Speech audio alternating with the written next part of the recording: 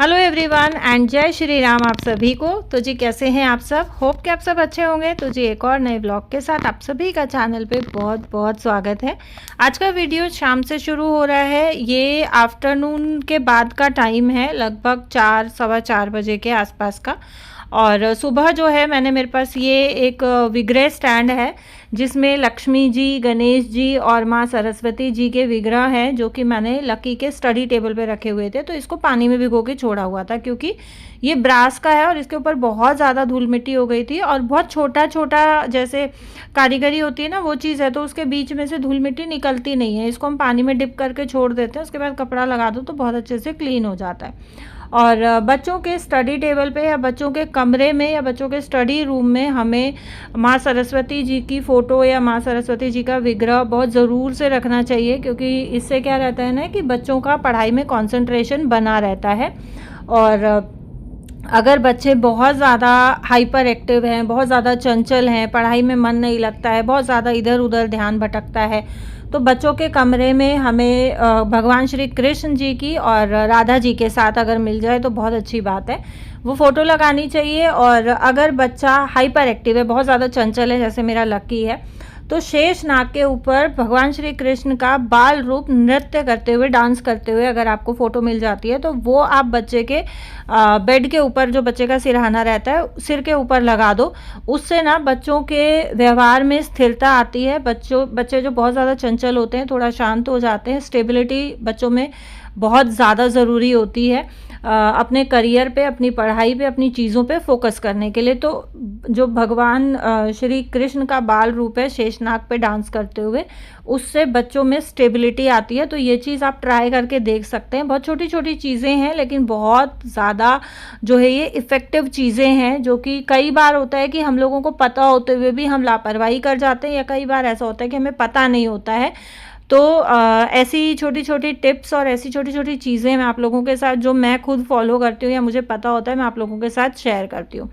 Lucky की जो है क्लास थी ट्यूशन की, और उसको शाम वाली छोटी छोटी भूख लगी थी, तो मैंने चाय अपने लिए बनाई थी और घी लगा के ब्रेड मैंने लकी के लिए सेके थे, तो लकी को मैंने दे दिया है, जो इवनिंग स्नैक्स वाला जो नाश्ता होता है। दिन में कपड़े धोए थे, ये सूख गए हैं। और अभी जो है मौसम थोड़ा सा जो है वो फ्लक्चुएट कर ही रहा है, क्योंकि मौसम वैसे तो गर्मी का आ गया है, लेकिन सुबह शाम की ना बीच बीच में ठंड हो जाती है। और जैसा मैंने आपको बताया कि मेरी प्री मेनोपॉजल साइकिल चल रही है, तो उसकी वजह से मुझे बीच बीच में कभी ठंड लगती है, कभी गर्मी लगती है। भरी सर्दी में भी आपने देखा है कभी कभी स्लीवलेस पहन के घूम रही थी, क्योंकि मुझे बहुत ज़्यादा गर्मी लग रही थी। और जैसे अब सर्दियों में मैट्स वगैरह में बिछा के रखती थी, सो गर्मी आ गई है तो अब मैट उतने बिछेंगे नहीं, तो मैंने सारे मैट्स भी बारी बारी करके धोने में जो है वो मतलब मैंने चालू कर दिए हैं। तो जैसे 2 मैट आज धो दिए, 1-2 मैट कल धो दूंगी, क्योंकि सारे तो एक साथ अगर धोएंगे तो हैवी मैट्स है, सूखने में जो है वो दिक्कत आएगी, क्योंकि मेरे पास सुखाने के लिए जगह बहुत कम है। यही एक बालकनी है जिसमें मैं कपड़े सुखा सकती हूँ। बाकियों में मेरियों में पिजन नेट लगा हुआ है, तो पिजन नेट होने के कारण रस्सी वगैरह तो मैंने दूसरी बालकनी में बांधी हुई है, बट वो पिजन नेट के साथ ना टच होती है और वहाँ से गिलहरी भी आती है, और पिजन नेट में बहुत सारी डस्ट भी हो जाती है, तो वो कपड़ों में लगती है। सो इस वजह से मैं बाकी बालकनीज़ में नहीं जो है सुखाती हूँ कपड़े। और आज जो है कपड़े थोड़े से ये था कि कपड़े सुखाने के बाद थोड़ी जगह बच गई थी, तो मैंने 4 जो है मैट धो के सुखाए हैं। 2 हैवी वाले थे और 2 तो ये बिल्कुल बेडशीट की तरह है। एक थोड़ा गीला था तो फिलहाल मैंने बाहर ही छोड़ दिया है, थोड़ी देर रखूँगी, आधा पौना घंटा, अंधेरा होने से पहले अंदर कर लूँगी। यहाँ मैंने रात को दही जमानी है, तो उसके लिए दूध साथ साथ बॉयल होने रखा था। कपड़े उतारने गई थी तब तक जो है दूध मेरा बॉयल हो गया था। लकी के ट्यूशन वाले सर आ गए हैं, तो उनके लिए भी चाय कॉफ़ी कुछ बनाना होता है, और सर मतलब बता देते हैं कि मैंने आज चाय पीनी है या मैंने आज कॉफ़ी पीनी है, तो उसी हिसाब से जो है मैं बनाती हूँ। तो आज सर ने मतलब कॉफ़ी के लिए ही बोला था कि कॉफ़ी ही बना देना, क्योंकि उनको बीपी भी हाई रहता है ना, तो जब बीपी बहुत ज़्यादा हाई हो जाता है तो वो कॉफ़ी अवॉइड करते हैं। वो फिर खुद ही बोल देते हैं कि मैम मेरे लिए ना चाय बना देना, आज कॉफ़ी मत देना।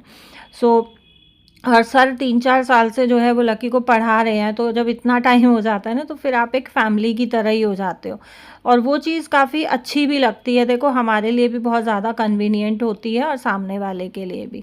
तो जी यहाँ अब मैं आपको मिल रही हूँ नेक्स्ट डे मॉर्निंग में और मैं कर रही हूँ नाश्ते की तैयारी।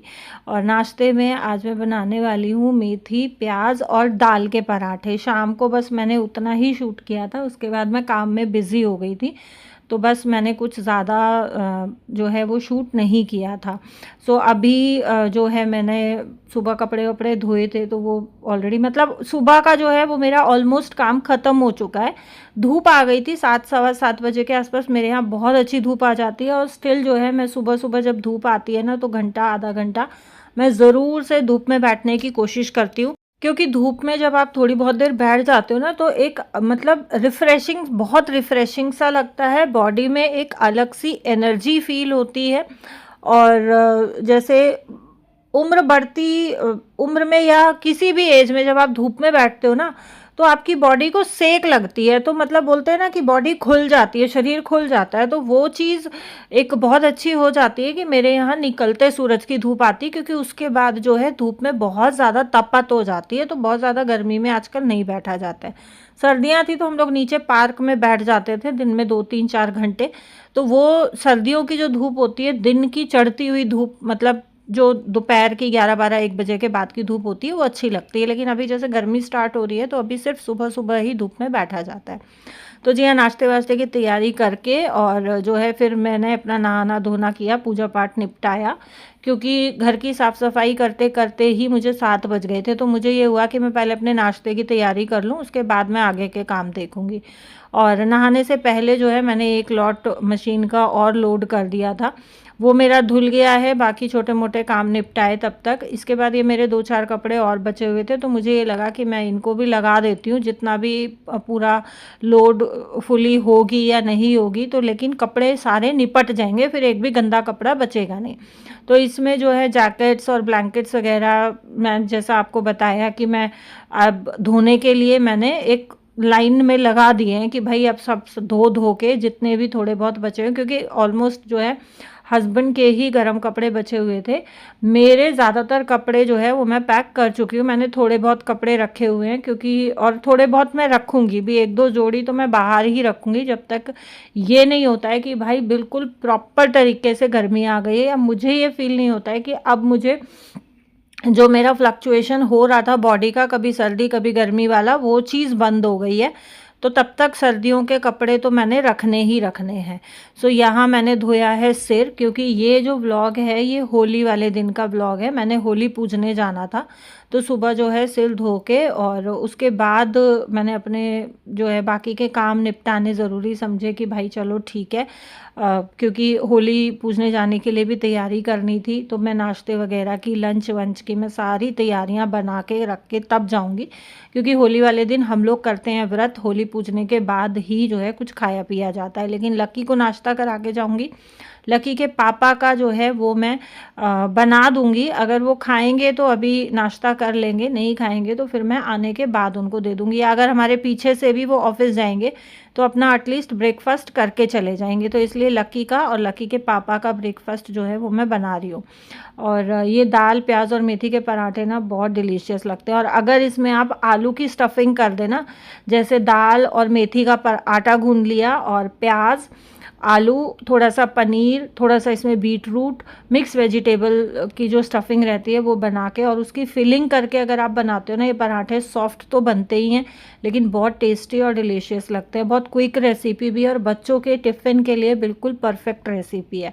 अगर आप लोगों ने ट्राई नहीं किए तो आप लोग ट्राई ज़रूर कीजिएगा। मैं तो इस तरीके के ना एक्सपेरिमेंट्स करती रहती हूँ, और बच्चों को, जो बच्चे नहीं खाते हैं मेथी पालक या सब्ज़ी वगैरह नहीं खाते हैं, उनको सब्जियां खिलाने का ना ये बेस्ट ऑप्शन है, क्योंकि पराठे घर में सभी के फेवरेट होते हैं, बड़े लोगों के भी फेवरेट होते हैं, छोटे के भी। लेकिन कई बार हम लोग क्या होता है कि एज फैक्टर बहुत बड़ी चीज़ होती है, एज होने के बाद ना एक ये चीज़ें एसिडिटी करना शुरू कर देती है, गैस्ट्रिक प्रॉब्लम जो है उनको बढ़ा देती हैं, तो हम लोग अवॉइड करते हैं। यहाँ मैंने लकी का नाश्ता लगा दिया, लकी को नाश्ता करा के और मैं आ गई थी रेडी होने के लिए।